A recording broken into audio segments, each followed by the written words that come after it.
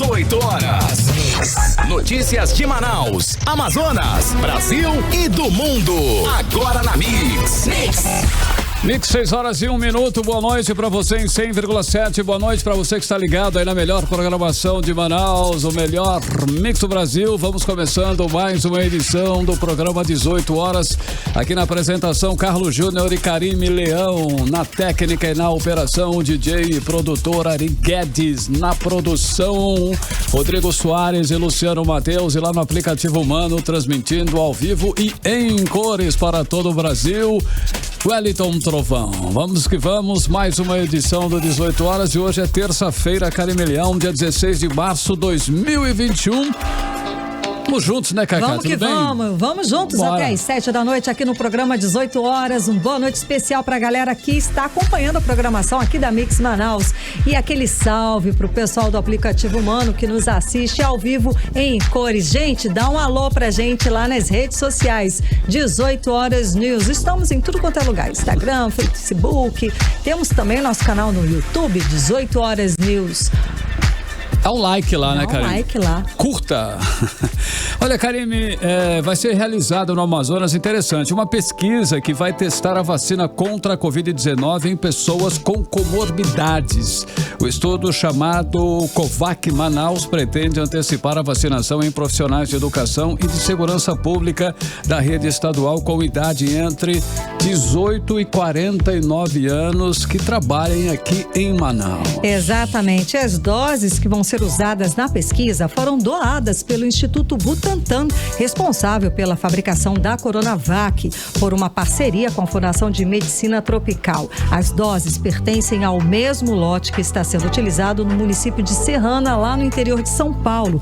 A cidade paulista está realizando uma vacinação em massa da população também como uma forma de teste. Bacana. No total, Karime, devem participar aí da pesquisa 10.156 pessoas. Os participantes que apresentam aí comorbidade comprovada por laudo médico terão a vacinação antecipada com as 2 doses da vacina da Coronavac. Os demais serão acompanhados pela equipe de pesquisa com realização de sorologias periódicas até que sejam imunizados de acordo com o plano de vacinação do município. Carlão, e a seleção de participantes e a vacinação devem começar agora, nesta quinta-feira, dia 18 de março. E os interessados em participar da pesquisa devem entrar no site ipccb.org para preencher o formulário de cadastro e termo de consentimento. Depois é só ficar atento ao cronograma de chamada do grupo etário, divulgado no mesmo endereço eletrônico. Karime, o objetivo principal do estudo é identificar se a aplicação da vacina em pessoas com comorbidades terá impacto na prevenção, das formas graves aí da doença em Manaus, onde predomina a variante a P1, a variante do vírus. Karime, é mais agressivo, conhecido por ser mais agressivo, de uma contagia mais rápido e também leva a pessoa mais rápido à morte, Carlão? Vamos lá, a vacina é a salvação. 6:04, boa noite para você em 100,7. Estamos começando para você mais uma edição do programa 18 horas e até às 7 da noite. As principais notícias do dia você confere por aqui no melhor Mix do Brasil. Você está ouvindo Mix 18 horas. Bom, e começamos a terça-feira com um novo ministro da Saúde. É o quarto desde o início da pandemia, em fevereiro de 2020. O cardiologista Marcelo Queiroga substitui o general Eduardo Pazuello, que deixa o comando do Ministério da Saúde sem conseguir avançar na vacinação contra a Covid-19, alvo, inclusive, de vários processos movidos pelo Ministério Público.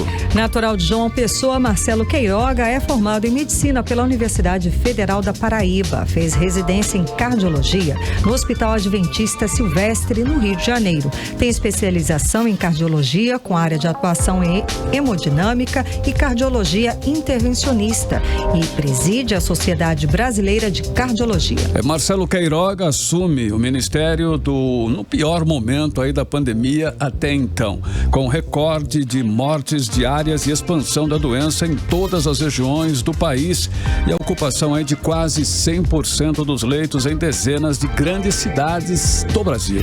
Carlão, pior momento mesmo. Hoje o país bateu recorde de mortes com 2.340 vítimas fatais em 24 horas. Também São Paulo bateu recorde de mortes, foram 679 mortes em 24 horas. E sobre os leitos de UTI, ocupação dos leitos, 23 estados e no Distrito Federal estão com ocupação de UTI acima de 80%. Ou seja, um novo ministro, realmente vai assumir a pasta no pior momento da pandemia aqui no país. Ele é amigo pessoal da família Bolsonaro, principalmente do senador Flávio Bolsonaro, um dos filhos do presidente. Em 2018, Queiroga participou da equipe de transição de governo e em dezembro do ano passado foi indicado por Bolsonaro para ser um dos diretores da Agência Nacional de Saúde Suplementar. Ele vai comandar o ministério com praticamente a mesma equipe montada por Pazuello e um dos seus desafios é acelerar o Programa Nacional de Vacinação contra a Covid, que até o momento atingiu pouco mais de 1% da população apenas, com as 2 doses da vacina que garantem a imunidade satisfatória contra o coronavírus. E o que todos esperam é que o novo ministro dê uma nova dinâmica na saúde, priorize a vacinação, comprando doses suficientes para garantir a imunização em massa e ajude os estados a combater a pandemia. Que o novo ministro tenha disposição para o trabalho e muita sorte para comandar o enfrentamento à pandemia contra a Covid-19. 18 horas.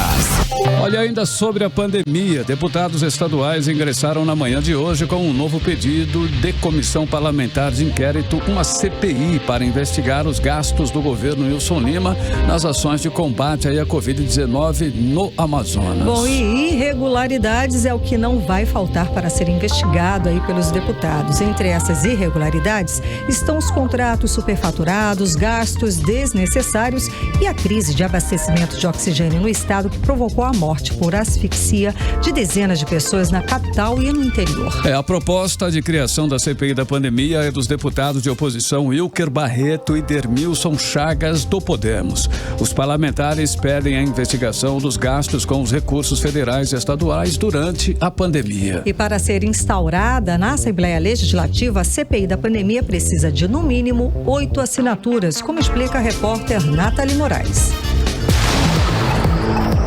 Um ano, o medo de contaminação, as restrições no dia a dia e o colapso na saúde marcam a vida do amazonense. Na primeira onda, o nosso estado foi um dos primeiros do país a entrar em colapso na saúde por conta do aumento de internações e falta de leito nos hospitais. Já na segunda onda, entre os meses de janeiro e fevereiro deste ano, o cenário foi ainda mais agressivo. Faltou oxigênio nos hospitais. Pacientes foram levados para outros estados e registramos recordes no número de mortes. Isso tudo levou os deputados de oposição Wilker Barreto e Dermilson Chagas a protocolarem hoje na Assembleia Legislativa do Estado um requerimento para a criação da CPI da pandemia.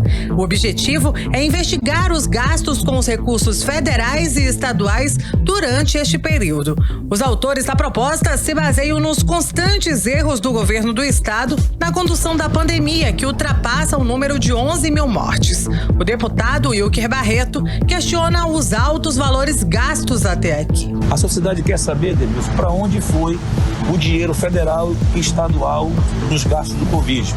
Tenho certeza que isso é uma pergunta que hoje paira a dúvida em todo o Amazonas. O deputado Dermilson Chagas questiona a transparência dos secretários e dos coordenadores que estão à frente da saúde em nosso estado. O objetivo é dar transparência, mostrar para a população o que foi feito com esse recurso, por que morreu tanta gente, aonde que o governo errou, o secretário onde que erraram.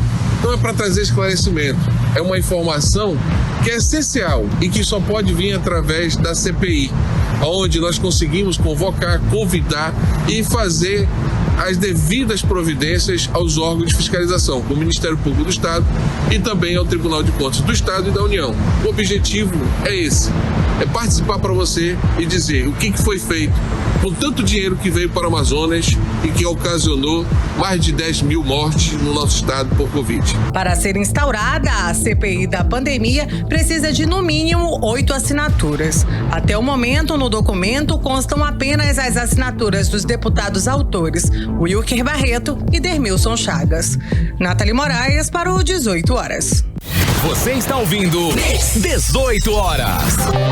Bom, o fato é que a Assembleia Legislativa, os nossos deputados estaduais, pouco ou nada fizeram para investigar as denúncias de irregularidades na utilização de recursos na área de saúde e para investigar também a responsabilidade pelas mortes de dezenas de pessoas por conta da falta de oxigênio agora nos 2 primeiros meses deste ano.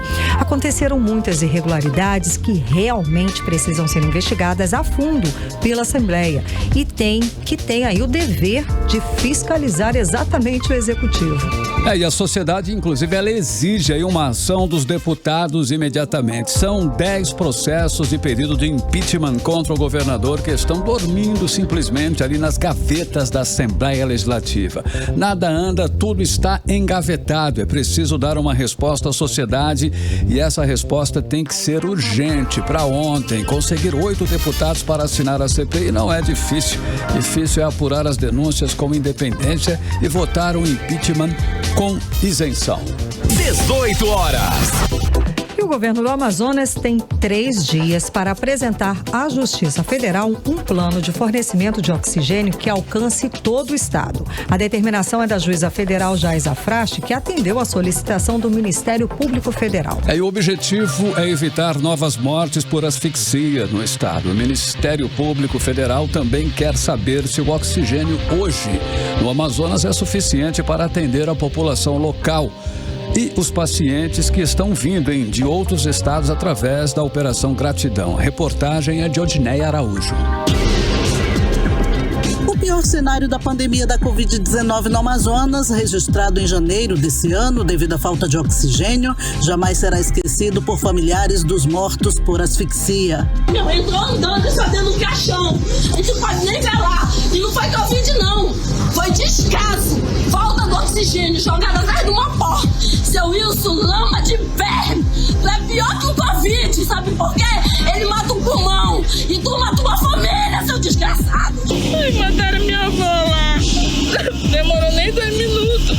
Eu mal virei as costas. Quando eu botei, ela já não estava mais viva. Ela estava toda roxa. Toda roxa. Quando mandaram foto pra ele, ela toda roxa. Isso aqui dela... A veia dela tufada, tentou ela fazer força para tentar respirar. Também ficou marcado na vida de trabalhadores da saúde que se sentiram impotentes quando o oxigênio de seus pacientes acabou. Simplesmente acabou o oxigênio de toda uma unidade de saúde. Não tem oxigênio, é muita gente morrendo.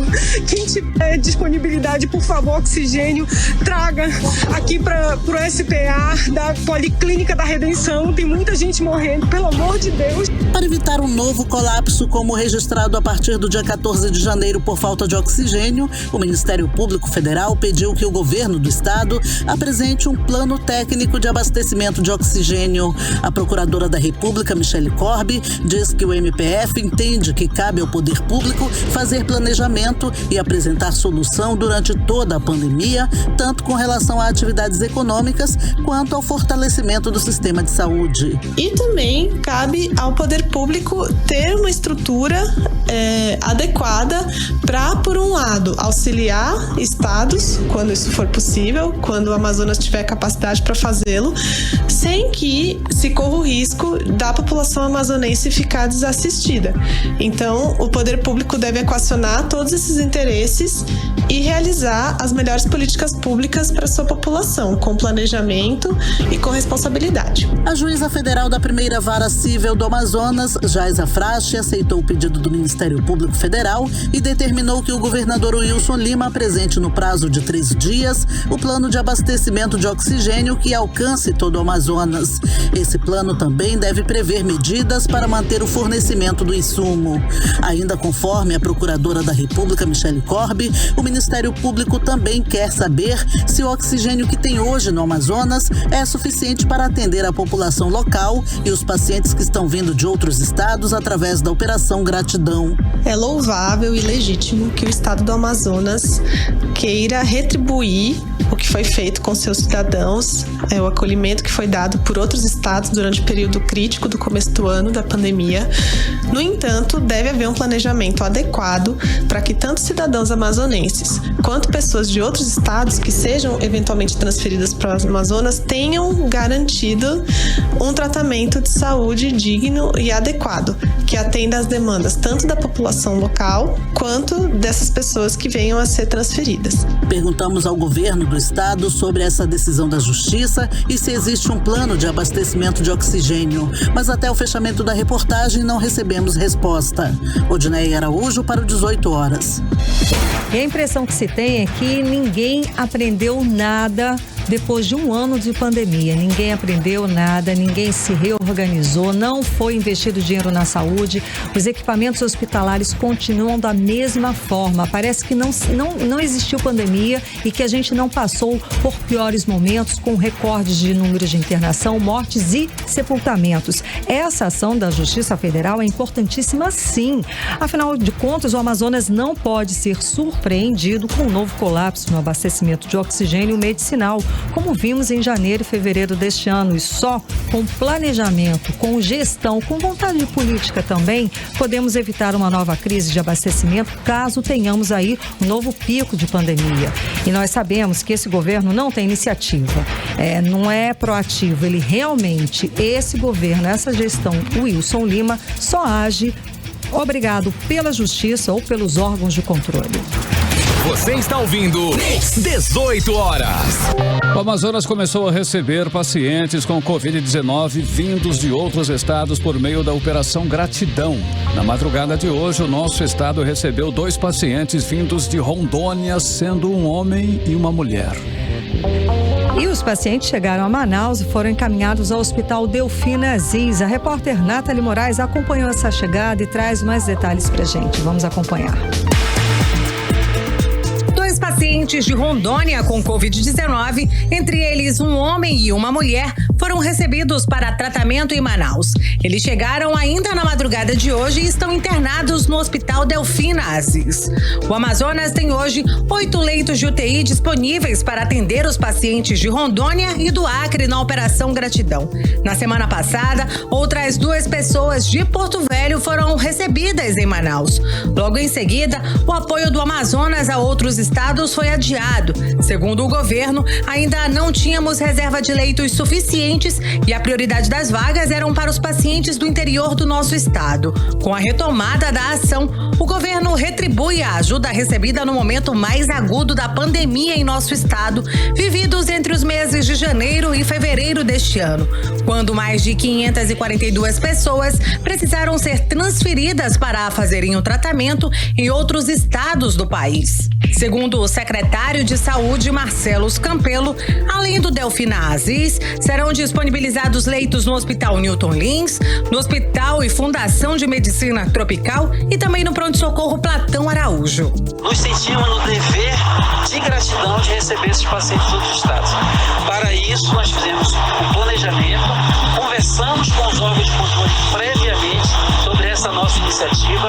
Várias observações dos órgãos de controle foram elencadas e nós absorvemos isso. E hoje nós temos um plano que considera principalmente a queda dos números de internação, a disponibilidade de leitos clínicos de UTI, mas principalmente o atendimento prioritário aos pacientes do Amazonas primeiro, e somente após o cálculo dessa necessidade é que nós disponibilizaremos diariamente leitos aos demais estados. A SES definirá um mapa diário de leitos da Operação Gratidão, onde será disponibilizada a quantidade de leitos disponíveis na rede, o número de remoções em andamento dentro do estado, o número de pacientes locais aguardando remoções já com vagas reservadas, o saldo remanescente e os leitos disponíveis para pacientes de outras regiões. Hoje, os chamados no CIST correspondem somente 25% de chamados Covid. O restante são para outras causas. Existe uma estrutura somente para leitos Covid. essa estrutura que já comporta receber pacientes de outros estados está estruturada para isso. Então, o cálculo é simples. Nós verificamos os leitos disponíveis no dia, de manhã cedo. Essa quantidade é diminuída a demanda do Amazonas, mais um percentual de 20%, que é a taxa que a gente utiliza dos pacientes que agravam normalmente para uma UTI. Somente depois que faz essa dedução do total disponível, é o que sobra, nós ofertamos aos estados brasileiros. Vale lembrar que seguimos na fase vermelha da pandemia e não podemos nos descuidar. Como afirma o secretário de Saúde, a situação por aqui segue bem crítica. Estamos numa situação crítica, continuamos em pandemia, é bem importante ressaltar isso, mas nós, ao ofertarmos leitos, temos a segurança de garantir o atendimento aos amazonenses primeiro. Com uma taxa de ocupação de leitos clínicos na rede pública de 50,7% e de 81,9% de UTI, nesta segunda-feira, havia 33 leitos de UTI e 228 leitos clínicos exclusivos para a Covid vagos na rede estadual aqui do nosso estado. Nathalie Moraes para o 18 horas. Bom, então é isso, né? Agora que o Amazonas está aí supostamente com o sistema de saúde sob controle, com menos de 80% dos leitos de UTI para Covid-19 ocupados, é hora de ajudar os outros, sem dúvida nenhuma, os outros estados que precisarem. Temos que receber aí os pacientes, mas eles receberam os nossos pacientes e agora nós estamos aí fazendo o retorno. Numa ação do governo federal, conseguimos transferir mais de 500 pacientes que foram se tratar em outros estados na época, todos lembramos, ajudando a desafogar o nosso sistema, que mesmo com isso chegou a ter 700 pacientes ainda na fila de espera de um leito. Então, vamos aí ser solidários, né, a esses outros estados, porque a solidariedade com certeza faz aí a gente crescer como ser humano. Você está ouvindo 18 horas. E 3 usinas de oxigênio da White Martins, que estavam em operação em Manaus após o colapso no sistema de saúde local, devem ser levadas para Santa Catarina. A informação é do secretário de Saúde do Amazonas, Marcelo Campelo. De acordo com o secretário, 37 usinas estão em funcionamento no estado e outras unidades devem ser montadas nos próximos meses, até totalizar 74 equipamentos. Além dessas 37, outras 3 usinas da White Martins foram desligadas após a redução da demanda de oxigênio hospitalar. Segundo o secretário, o Ministério da Saúde fez um pedido para que essas usinas sejam encaminhadas para Santa Catarina. Mix. E agora nós vamos conferir a previsão do tempo, hein, para esta noite de terça-feira e madrugada de quarta-feira. A previsão do tempo é com Karime Leão. Previsão do tempo. De acordo com informações do Climatempo, a previsão é de pancadas de chuva rápida durante a noite e a madrugada. A mínima prevista é de 24 graus, a máxima pode chegar a 31 graus. As chances de chuva são de 67% e a umidade relativa do ar fica entre 60% e pode chegar a 92%. Mix 6h29. Bom, temos aí uma boa notícia aqui para o Amazonas. O estado espera receber nesta quarta-feira mais 49.600 doses de vacina do Ministério da Saúde. Com isso, a prefeitura deve estender a vacinação para o grupo que tem menos de 60 anos. Até hoje, o estado já recebeu 762.104 doses e aplicou 445 mil doses, sendo que apenas 103 mil pessoas receberam as 2 doses necessárias para garantir a imunização contra a Covid-19. Manaus, 6h30, boa noite. 18 horas. Olha aí, depois da COSAMA, é a vez agora do Detran Amazonas. O quê? Contratar agências de propaganda para serviços de publicidade em plena pandemia.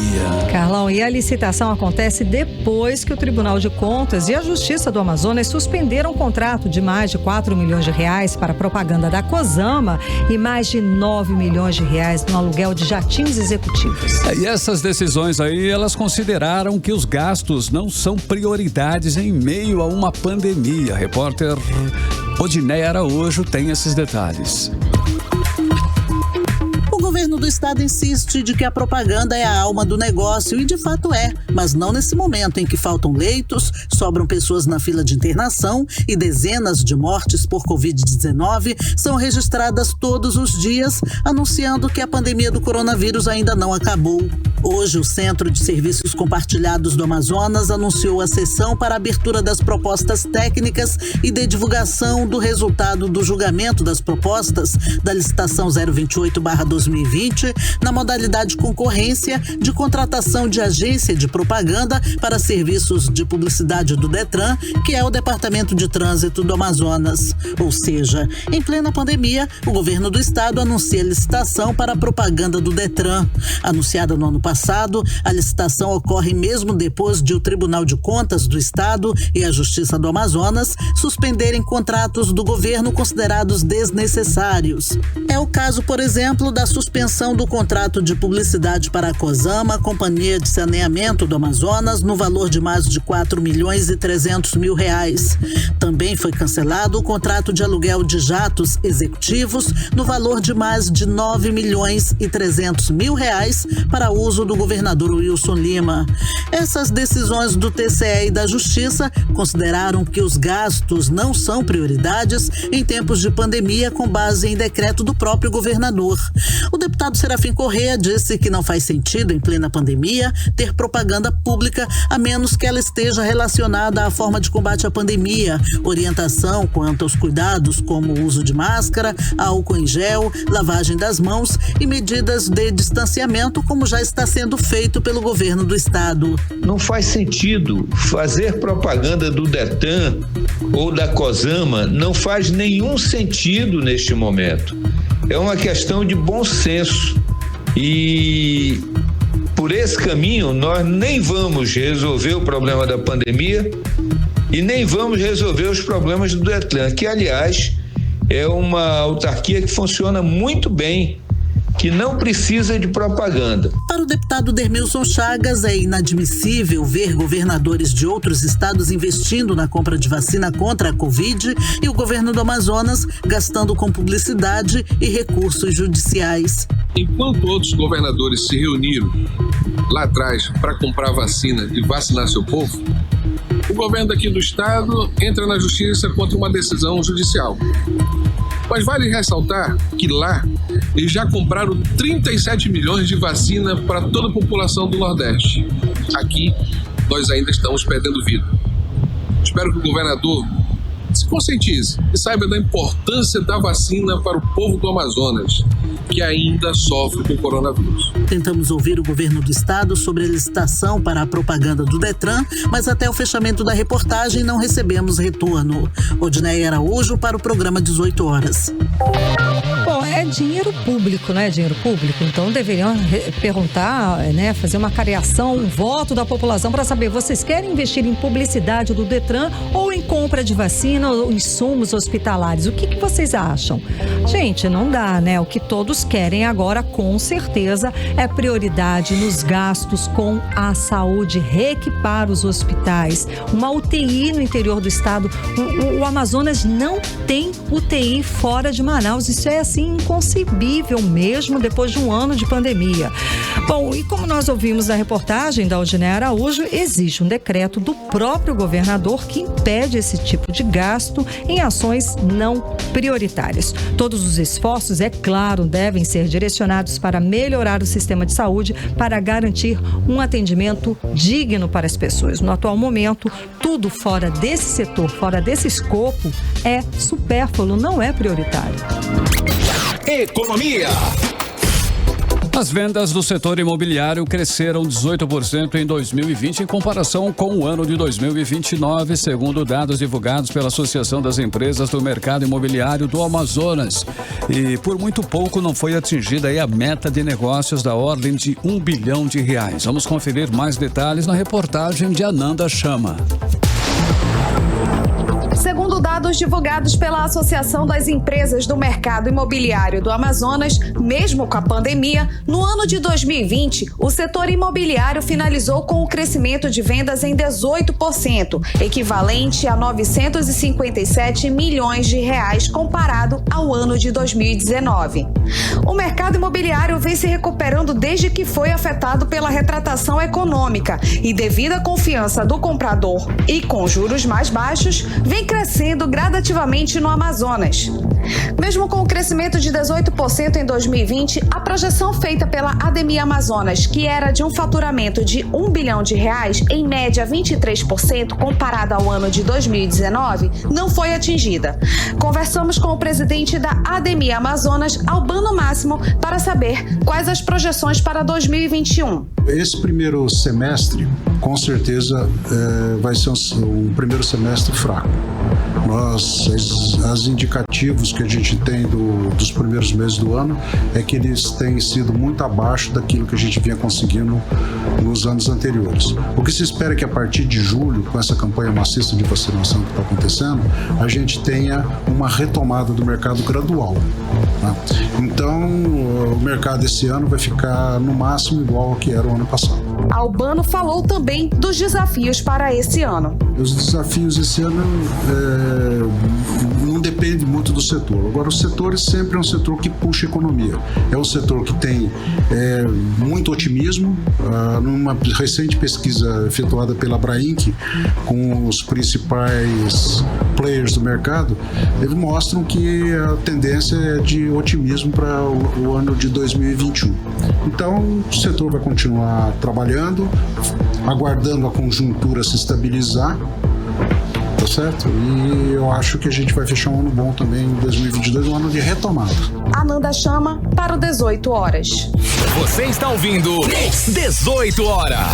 E o Amazonas começou 2021 com o aumento dos empregos formais, aqueles com carteira assinada. Dados divulgados hoje pelo Ministério da Economia indicam que o estado do Amazonas teve um saldo de 2.056 vagas de emprego com carteira assinada no mês de janeiro. Na região norte, que acumulou um saldo de 6.937 vagas, o Amazonas ficou em segundo lugar na oferta de postos de trabalho, só superado pelo Pará, que apresentou 2.139 vagas. Segundo os dados oficiais, as empresas do Amazonas admitiram 13.581 pessoas em postos de trabalho e demitiram 11.525 trabalhadores, resultando aí nesse saldo de 2.056 novas vagas abertas, como disse o Carlão. Karemi, o salário médio desses trabalhadores admitidos foi de R$ 1.760,14, um aumento real de R$ 20,60, ou seja, uma variação positiva de 1,15%, isso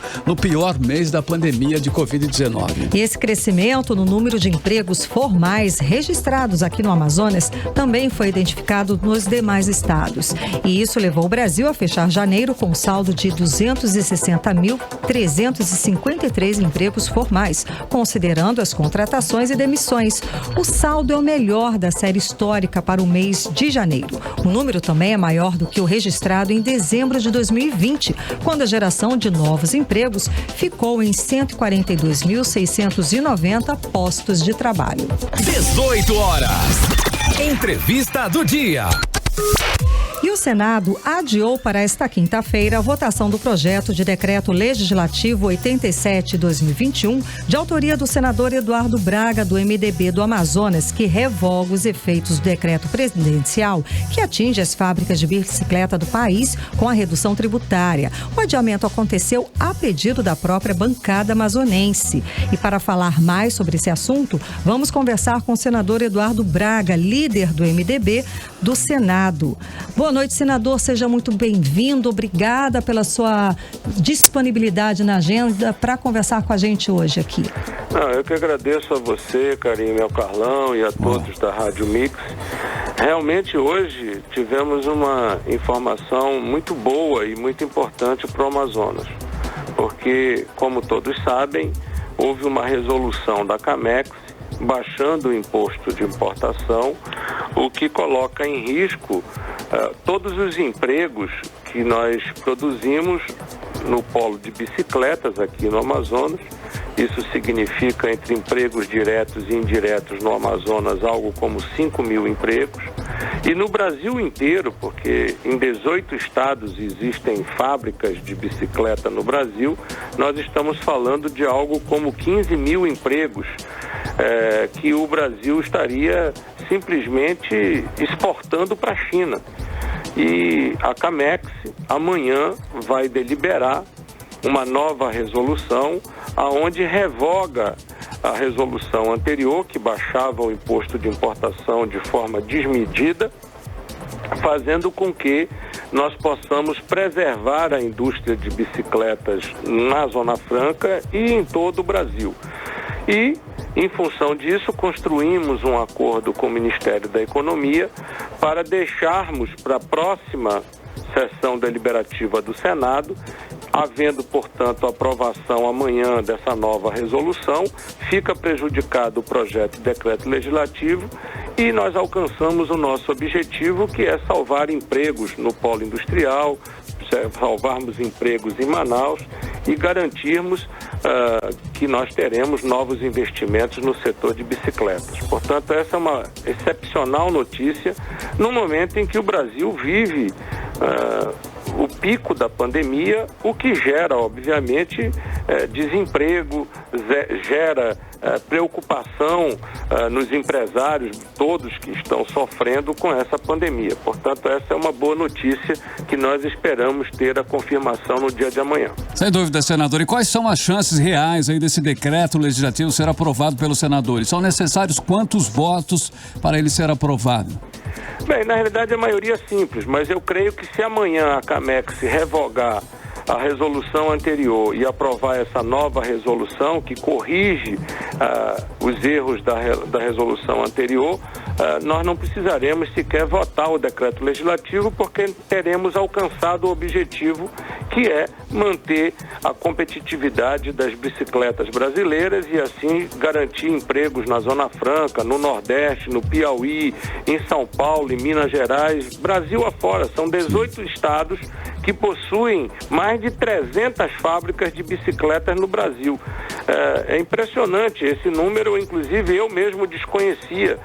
O Brasil tem mais de 300 fábricas de bicicletas, entre as fabriquetas do interior do Nordeste, as grandes fábricas como a Houston, que está no Piauí, e fábricas que estão em São Paulo, em Santa Catarina, no Paraná, em Minas Gerais, enfim, no Brasil afora. Aqui no Polo Industrial de Manaus, nós temos algumas fábricas aqui presentes, a própria Houston, que está no Piauí, aqui está em Manaus, aqui nós temos a Caloi, nós temos outras fábricas que estão presentes aqui, e essas fábricas todas geram, entre empregos diretos e indiretos, em Manaus, 5 mil empregos, que no momento de pandemia, nós sabemos o quanto vale cada emprego desse. É muito importante preservar a oportunidade de emprego para esses 5 mil amazonenses. Sem dúvida, senador. Então, para o nosso ouvinte ficar mais ligado e entender melhor essa situação toda, explica para a gente, né, qual seria essa vantagem do governo federal de incentivar a importação de bicicletas e não a produção nacional. De certa forma, com essa redução de impostos, o governo acaba gerando, sim, né, empregos no exterior e não aqui no nosso país, não é isso? Eu acho que houve um grande mal-entendido e acabaram errando a mão com relação à questão do imposto de importação. Porque, como você mesmo disse, Karime, não faz o menor sentido nós baixarmos esses impostos de forma a facilitar a importação em detrimento da produção brasileira.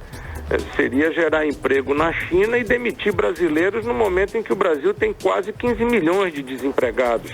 Enquanto a pandemia está colocando em risco milhões de brasileiros, colocando em risco milhares de empregos e colocando em risco milhares de pequenas, médias e grandes empresas brasileiras em função da pandemia.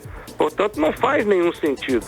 Tanto é que nós conseguimos o apoio do presidente do Senado para pautar o nosso decreto legislativo e eu não tenho dúvida de que nós teríamos maioria no Senado para aprovar esse decreto legislativo que revogaria a resolução que foi aprovada.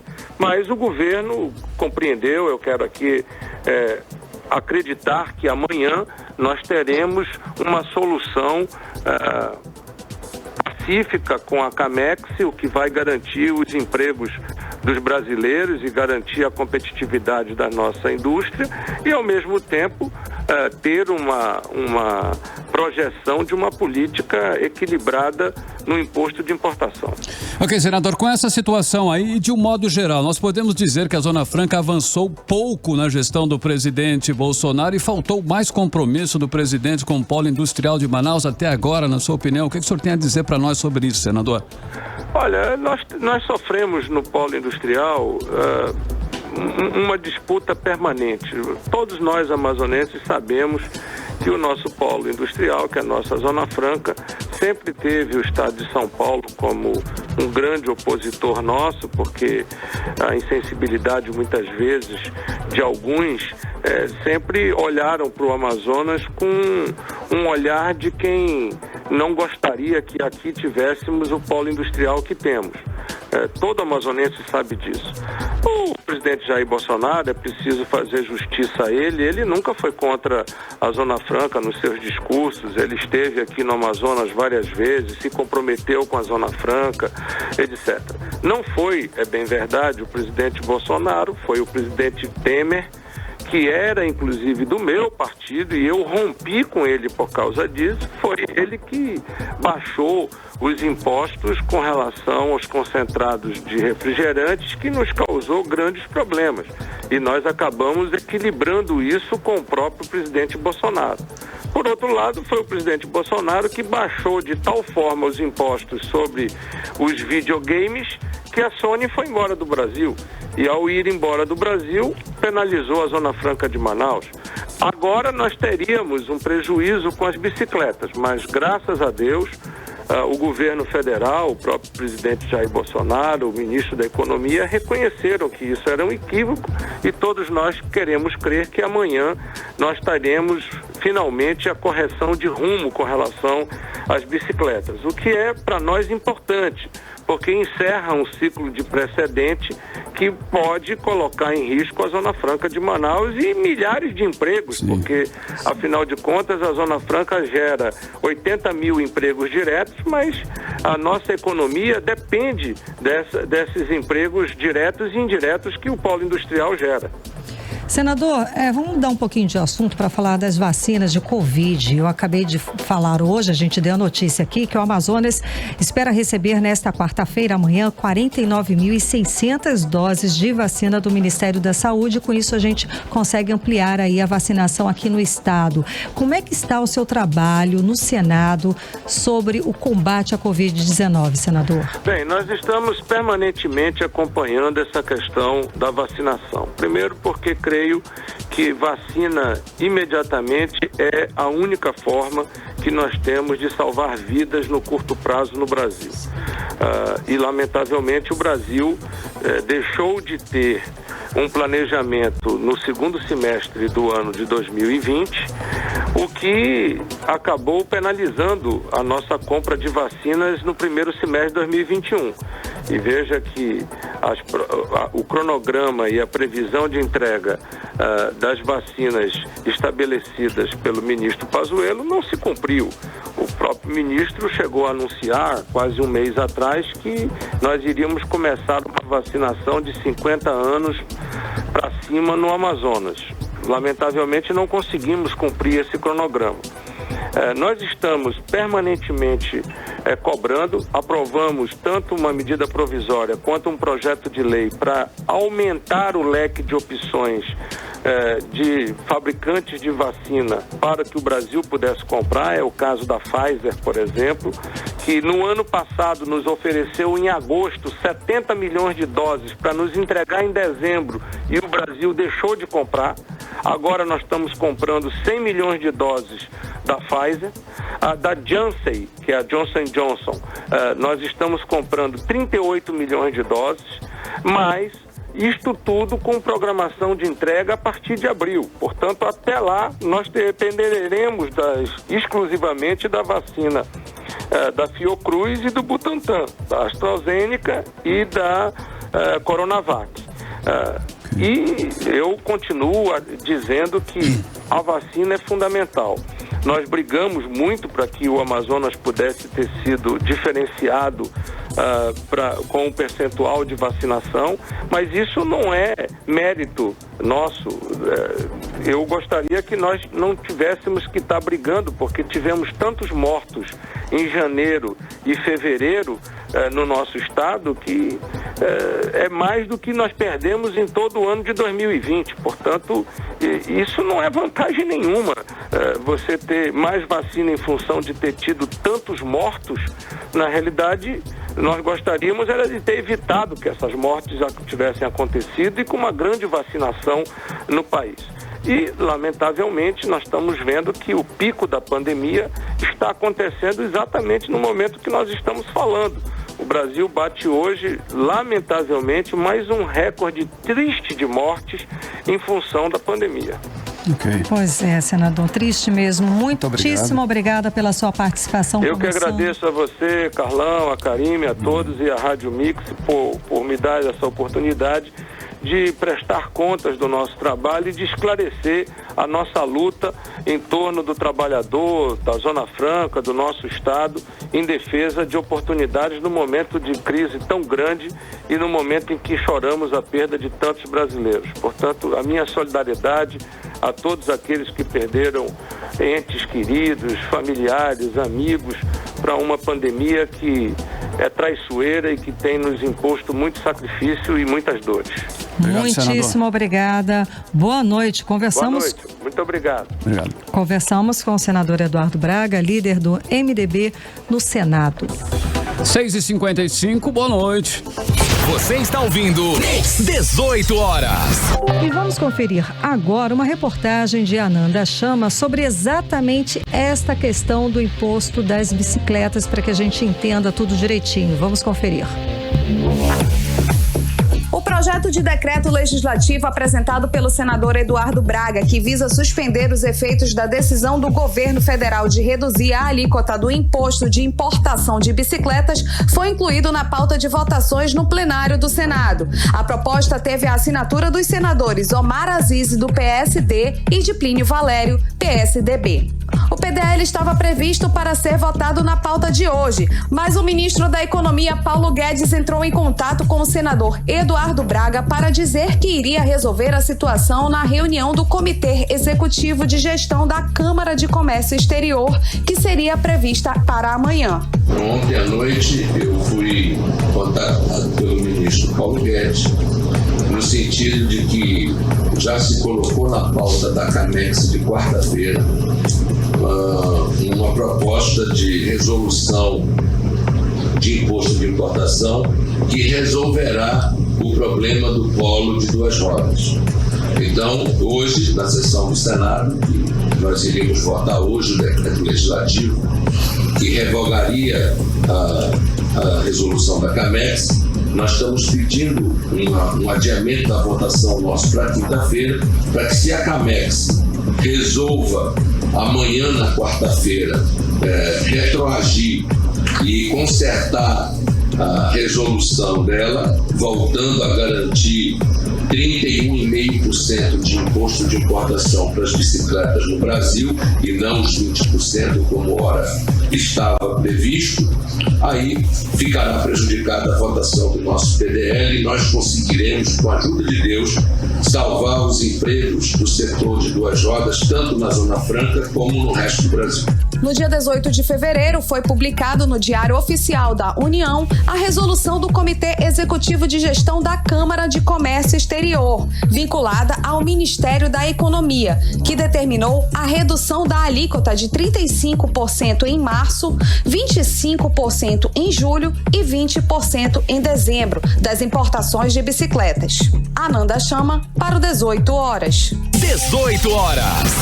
Mix agora 6h58 e nós vamos atualizar os números da Covid-19 aqui no Amazonas e no Brasil com Karime Leão. E a Fundação de Vigilância em Saúde do Amazonas, por meio do Boletim Diário de Covid-19, traz o diagnóstico de 1.299 novos casos de Covid, totalizando para 333.608 o total de casos registrados no estado. E ainda de acordo com o boletim, foram confirmadas 50 mortes por Covid-19, totalizando 11.623 o total de mortes no estado do Amazonas durante toda a pandemia. E no Brasil, de acordo com informações do Ministério da Saúde, o país soma hoje 11.519.609 casos registrados de Covid-19, com 279.286 mortes. O país também soma 11.195.598 casos de pessoas recuperadas da Covid-19. Agora, 6 horas e 59 minutos, seguimos direto para o Editorial 18 horas. Editorial 18 horas. Hoje informamos mais uma vez que um órgão do governo do Amazonas, em plena pandemia, pretende fazer contratos milionários para gastar com propaganda e publicidade. Desta vez foi o Departamento de Trânsito. Antes, o Tribunal de Contas já havia suspendido o contrato milionário da propaganda na COSAMA. Como quem faz os pagamentos são as agências de propaganda, não há informações sobre para onde vão os milhões de reais do contribuinte. O governo de Wilson Lima já bateu todos os recordes históricos de gastos com propaganda. Nos 2 primeiros anos foram 190 milhões de reais.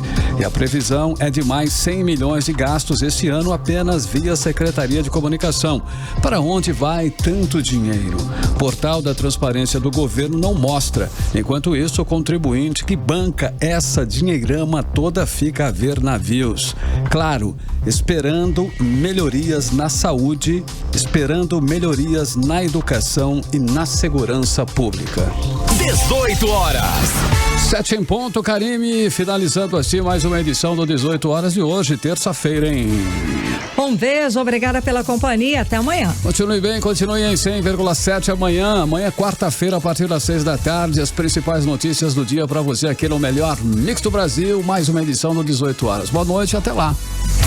Você ouviu 18 horas. As notícias do Brasil e do mundo. De volta amanhã. Mix.